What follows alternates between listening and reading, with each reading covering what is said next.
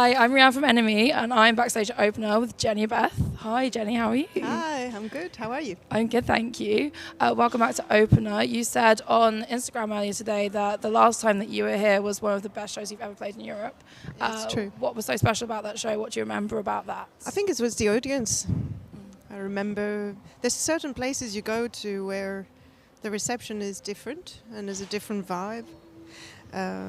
Actually, I was with Alex from Franz Ferdinand last week, and we talked about the smell of the audience. It makes me think of that. When you step on stage and you can smell them. He said that, and I thought that was quite true.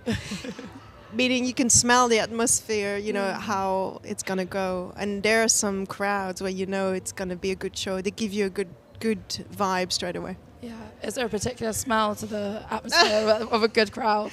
Well, I don't know. Here it's pretty humid, isn't it? Yeah. It's charged, the air. Yeah. I like that.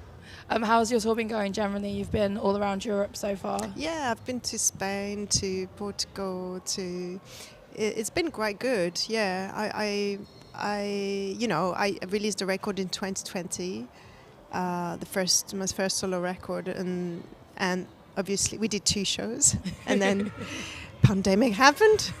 So it's been great. I've been in the studio since, but it's good to be back and playing shows for sure. Yeah.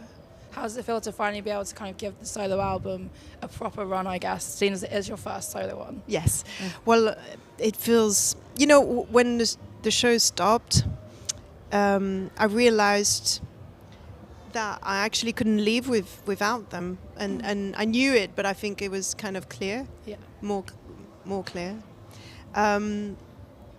So in a way, it was good because the pandemic taught me what to do with myself if I wasn't doing that. So I developed other skills, other things, and other interests, and now when I'm on tour, when I'm playing on stage, not necessarily on tour, when I just perform, I don't have any panic attacks.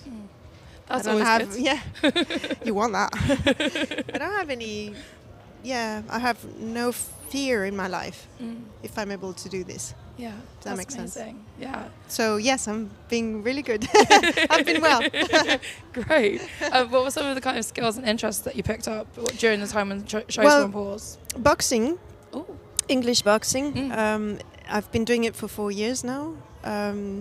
And I train almost every day. So I moved to Paris after being in London for so long, for 12 years. And I found this amazing club called the Whole Boxing, and with Yazid Amgar, who's the creator of the club.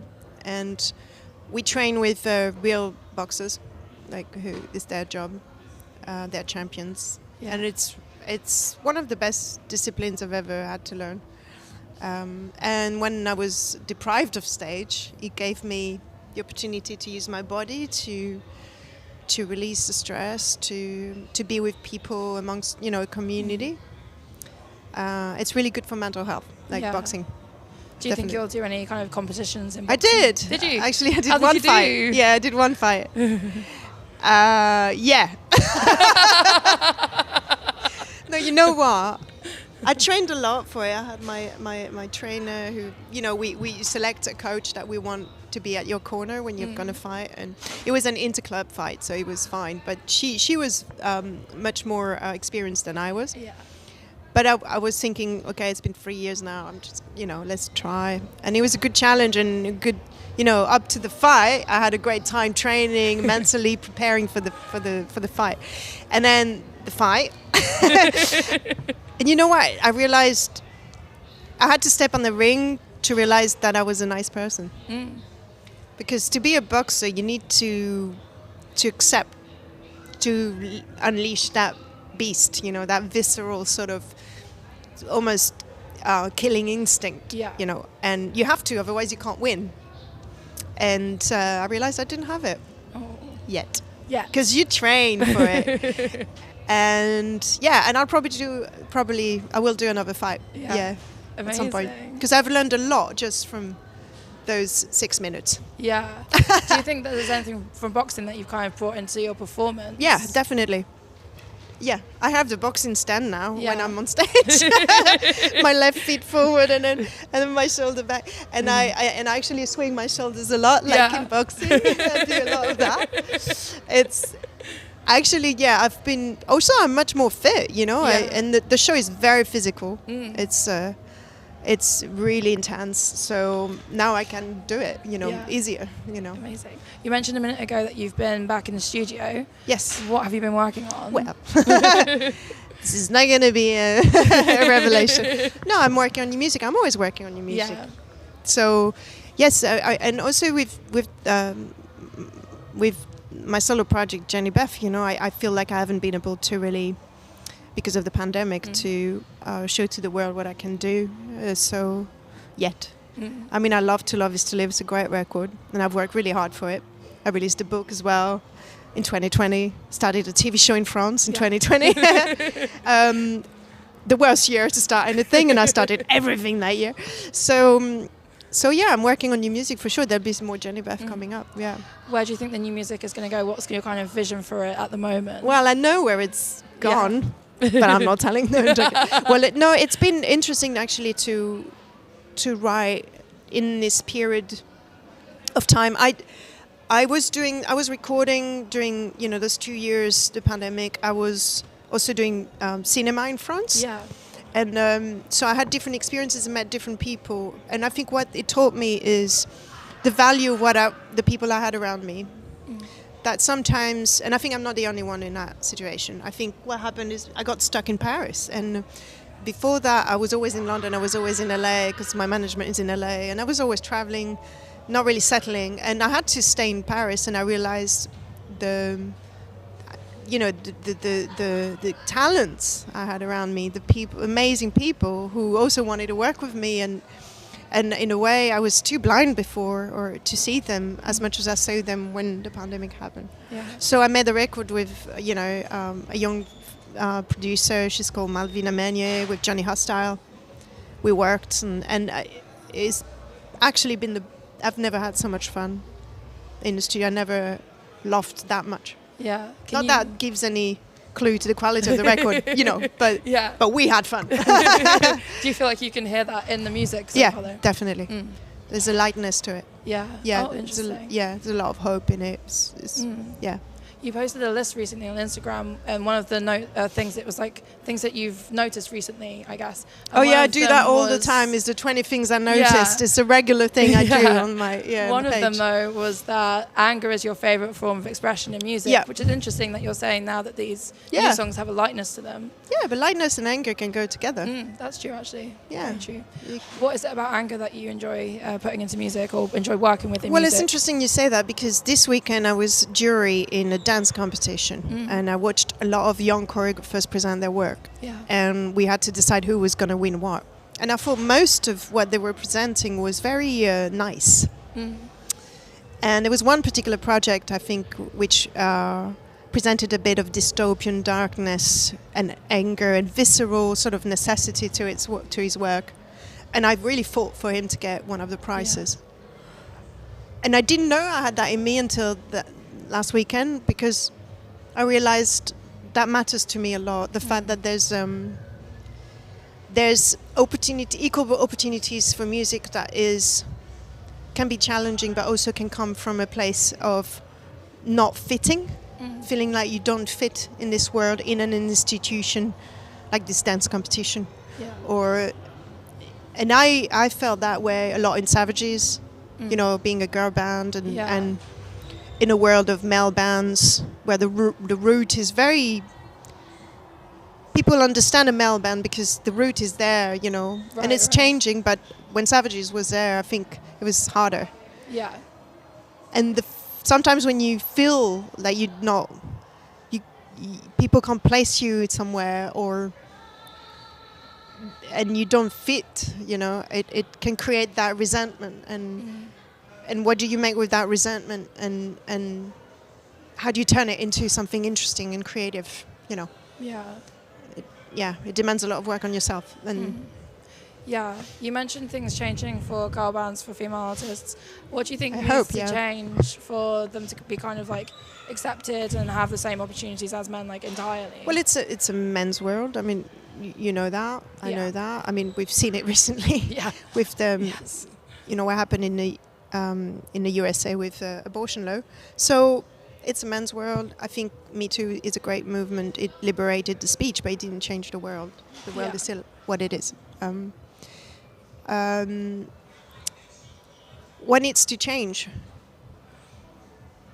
Equal opportunities, and just more female artists getting to a level of,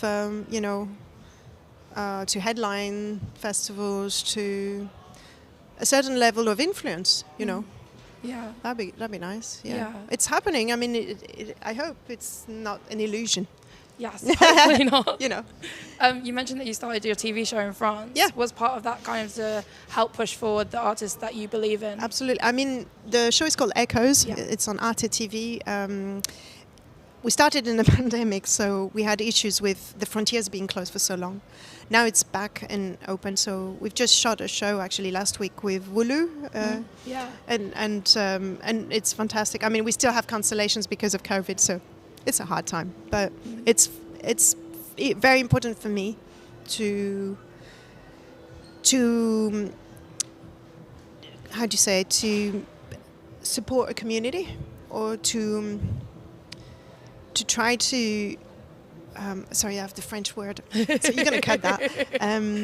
To soutenir, to help create a community around the music that the type of music that I do. I think in hip hop they do it really well. Mm-hmm. They collaborate, they sit down, they have talks, they have podcasts. And I think in my community it's less obvious. Yeah. It's getting better though. Like artists of same levels can collaborate. They talk. What happens in festivals, Yeah. So I want to bring that into a TV show where there's an audience and they perform. It's like a mini festival, and then they meet and then they talk, and then we have all these crossover conversations, and also book bands that I think are amazing. Like there's an amazing band called Enola Gay. I don't know if you know them. Mm-hmm. They're playing actually tomorrow here. Yeah.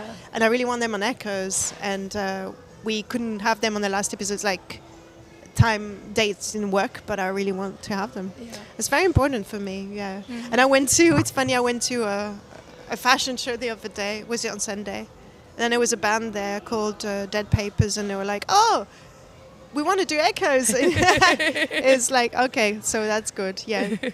The word's spreading. So I like that, yeah. That's amazing. And so it was an amazing night we have. Yeah. There's so much love being shared. And Incredible.